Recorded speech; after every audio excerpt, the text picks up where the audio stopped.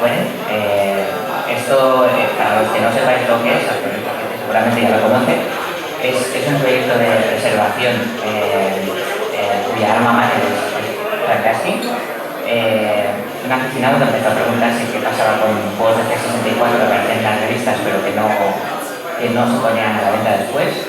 Y digamos que es un proyecto que ha ido creciendo. Actualmente su web tiene miles de entradas y abarca más de 100 sistemas, aproximadamente unos 100 sistemas.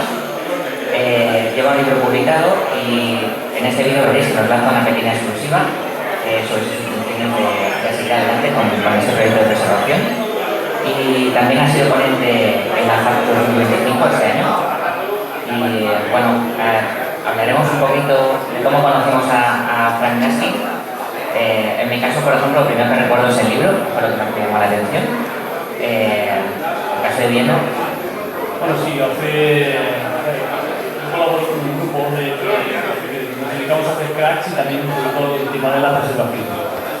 Y a través de David Simmons, que son los colaboradores de Games that Fueron, pues por nuestras manos pasan muchos programas.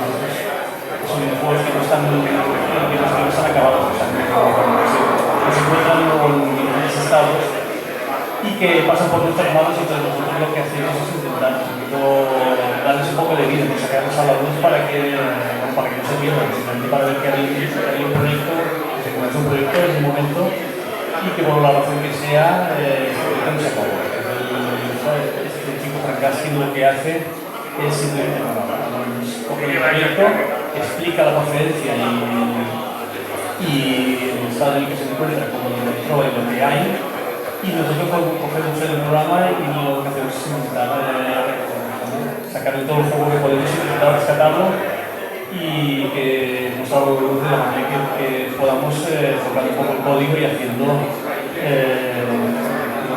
los que hacen los cracks, ahora sí los que hacen cracks y que saben de programación, cogen el juego y entonces intentan sacarle todo el juego para que sea jugable, que veamos todo lo que la intención que tiene el programador. Y bueno, el tema de cómo conocemos a Frank Gasking viene de cuando vamos los dos a la CAP el año pasado y bien no lo reconoce. Entonces pues empezamos a hablar. Exacto. El año pasado tuvimos la suerte de ir a la segunda edición de la ZAP 64 y bueno, la verdad es que había mucha gente, fue una especie de ebullición de gente famosa que tuvimos la suerte de conocer, y entre ellos estaba Frank Gasking. Frank Gasking, por su tipología fácil de reconocer enseguida, lo vimos y tanto desde la tarde como yo pues fuimos hablando un poquillo con él. La verdad es que fuimos sin preparar el encuentro con nadie. Si íbamos a saber lo que hemos preparado un poquito las preguntas, hemos hecho un poquito de interrogatorio. Pero bueno, igual con él es un chico muy amable, muy simpático y que se deja preguntar, ¿no? Y se me va a hacer muy bien y nos explica un poquito el proyecto, que bueno, sabíamos cómo era, pero bueno, siempre cuando nos explican la parte del propio creador, pues siempre es más interesante. Sí, nosotros aparte de nuestro tiempo pues le hemos dado mucha cobertura, hicimos un especial este año, siempre lo llevamos en las noticias comodorianas, porque nos parece un proyecto realmente interesante. Y bueno, de lo de la CAP, de todo lo que se iba cociendo, pues nace la idea cuando estamos organizando el Explora de decir, oye, ¿por qué no tenemos un invitado internacional? Pues hicimos unas cuantas propuestas y se nos ocurrió que podía ser interesante que colaborara con nosotros. Sí, ya teníamos el contacto y bueno, y hemos hablado con él y pensamos que pues, sería fácil poder intentar liarlo un poco a ver si podíamos colaborar con nosotros un poco. Claro, traerlo para aquí ha resultado un poco complicado económicamente. Entonces hablamos con él a ver si podía hacer algún vídeo o lo que fuera y él, Jonatan, se encargó de esto y sí, el tema del intercambio de mails, la verdad es que fue lo que decía Bieno, es un tipo muy accesible, muy agradable y le gusta poder dar un día y promoción a su proyecto. De hecho, no conocía muy bien hasta qué punto hablábamos en España de Games that Fueron, pero nos pareció interesante todo esto también hace un contexto de que yo estaba haciendo una investigación sobre Magic Boys y aparecen unos programas que no parecía que estaban documentados, que parecían mencionados en prensa, pero que no estaban preservados. Y Y entonces pues, fue como una especie de cóctel, ¿no? Que nos presentamos, nos presento, digo, oye, mira, tengo estos programas, pues si quieres meterlos en la web, tal, es interesante. Y luego aparte decimos, oye, ¿te apetece colaborar, dar difusión en España en tu proyecto? Y la verdad es que fue muy bien. En cuestión de semanas teníamos el vídeo ya, y lo que se ha hecho en última instancia es implementar estos subtítulos en castellano para que se pueda seguir sin problemas. Y nada, yo creo que sin más podríamos dar paso al vídeo. Esperamos que os guste y le damos. Hi everyone, I'm Frank Gasking and I'm the curator and person behind the Games That Weren't website. And this is a digital preservation project which is all about trying to save and preserve as many unreleased Commodore 64 games as we possibly can. And as well as that, we also preserve prototypes, so earlier builds and particular demos of games that actually saw release but kind of have content which never actually made the final cut. And this is a project that we've been running for just over 25 years now, which is a staggering amount of time, and I have no idea where the time has gone. We just kind of started out just by doing a very small article in a magazine called Commodore Zone, which talks about some of these games and was written from when I was like 15, 16 years old. And what I'm going to do today is give you like a kind of short journey just to kind of show you a bit of background of what we do and also some of our key findings. So everything for the actual Games That Weren't project was inspired by this very feature here. That was the game that wasn't. So this was a feature written by Ian Osborne and was published in Commodore Force magazine back in 1993. And this is where it all began for me and what ignited a sort of passion in looking for and trying to find unreleased games. This led to our website, which has continued to evolve and grow over the years, where you can not only find a complete archive of Commodore 64 titles, but also a range of unreleased games and entries for other platforms, including the Commodore Amiga, Atari ST, various Nintendo, Sega and other platforms as well. Here you can see an example of the Commodore 64 archive, which has almost 3,000 entries overall.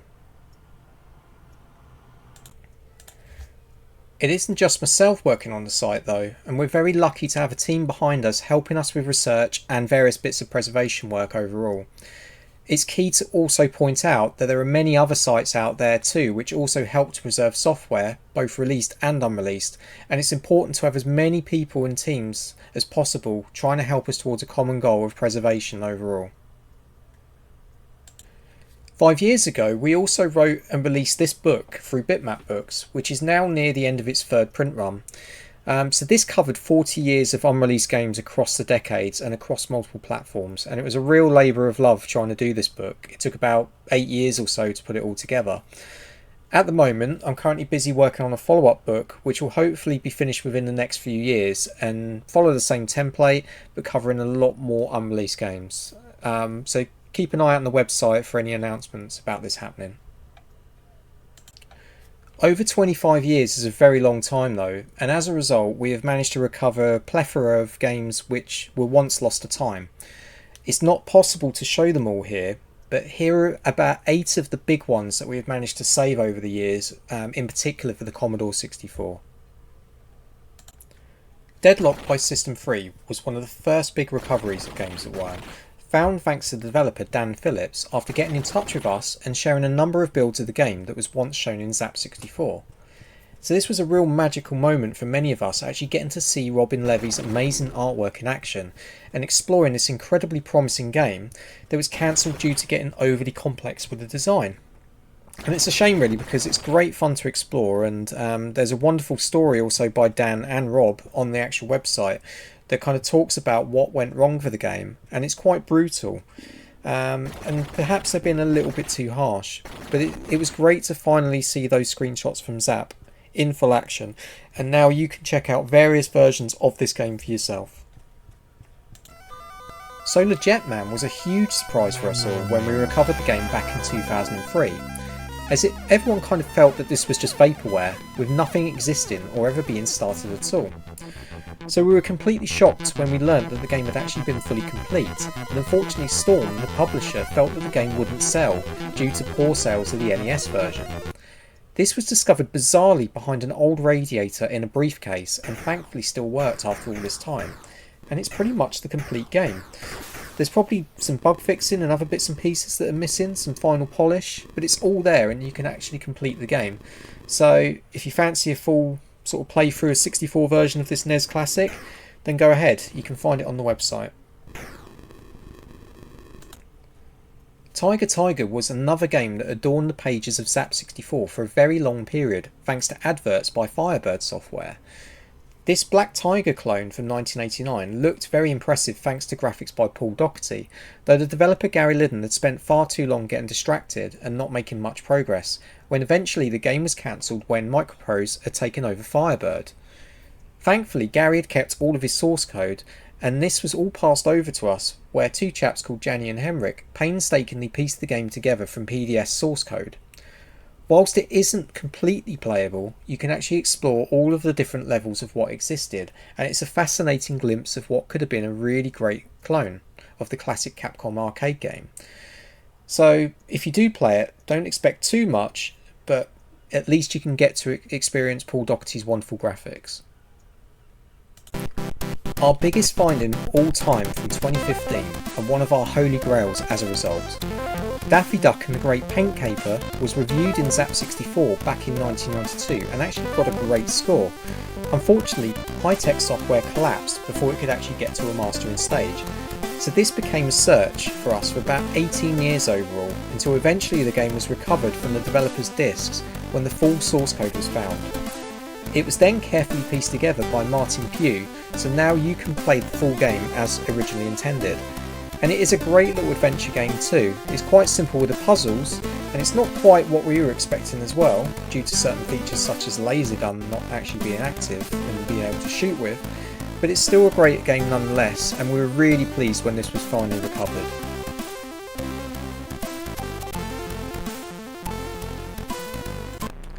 Total Recall was of course released by Ocean Software back in the day, but there was actually a completely different development underway at a place called Active Minds, who were like an external development company. They had previously done Gaza 2 for Empire Software. So the development for this had stalled quite a lot, and eventually Ocean would cancel Active Minds' work and bring everything in-house to try and save it. Simon Butler's account on the actual game on the website is well worth a read. So last year we managed to find a developer who very kindly loaned us all of his work discs, and there within them was a final build of this version, which you can now explore 2 levels of. It's sort of playable, you can kind of go around and collect the objects needed to complete the level, but there isn't much else at this stage. But again, it's a fascinating glimpse at how Total Recall could have turned out had Active Minds been given the chance to finish it.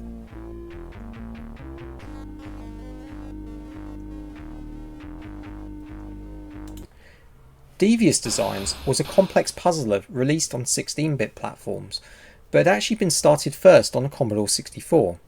It was decided to focus on the 16-bit versions first, and then come back to finish the C64 edition that had originally been started. However, they didn't anticipate the collapse of ImageWorks, which would result in this near-complete game not making it out at all. This was created by Pete Barron of Myth and Salamander Frame, and thankfully he was able to dig out all of his source code, where Glenn Rungalfoy kindly pieced everything together with him to restore as much as possible and to give you something pretty playable to see, with some lovely artwork by Bob Stevenson.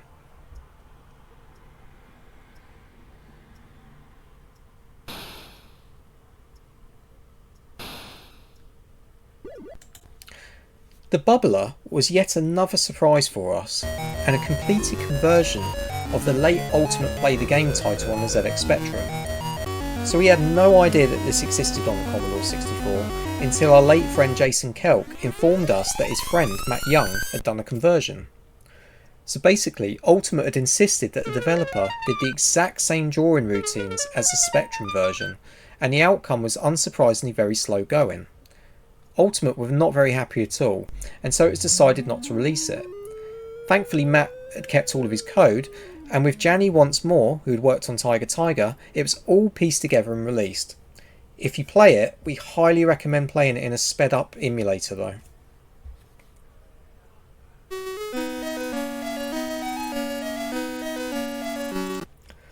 Our last and most recent recovery was yet another holy grail for us. Nigel Mansell World Championship by Gremlin was one that had eluded us since the very beginning of the archive, and when it looked like the chances of recovering the game were very slim, we managed to get hold of the final codebase. So this was carefully reconstructed by C6 and Martin Pugh to bring you a game that was only 6 weeks away from completion and relatively complete as a result. Unfortunately, because it was behind the actual ZX Spectrum and Amstrad versions, with that 6 weeks of completion away, Gremlin felt that they kind of missed their opportunity to make any money off of it, so they decided to cancel the game. There's actually quite a few tracks for you to race on, but still a number of glitches present. However, we're still very happy that this one has at least been saved, and you can now check it out for yourself and see the promise of what could have been had they been given that extra 6 weeks.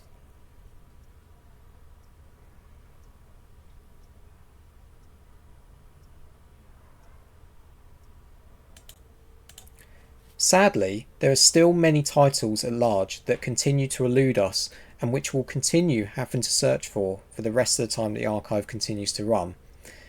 This includes Murder from US Gold, Batman Returns from Konami, and also Megatwins from US Gold as well. These are games which have teased us for many years, but we always remain hopeful of finding them, as we do with many others in the archive, something that will keep us going for the rest of our days, I'm sure.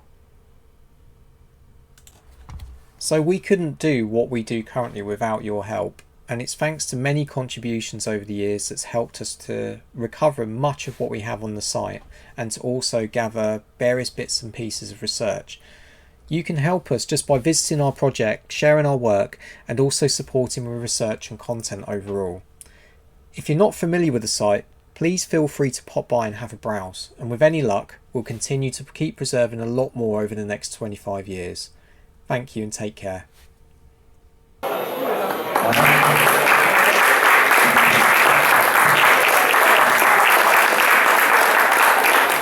Haremos llegar el aplauso a Gasking, porque eso va a estar aquí, seguro que le gusta. Y emplazaros a las actividades de la tarde. Espero continuar. Esperamos que nos vayáis y nos por aquí. Venga, seguimos ahí.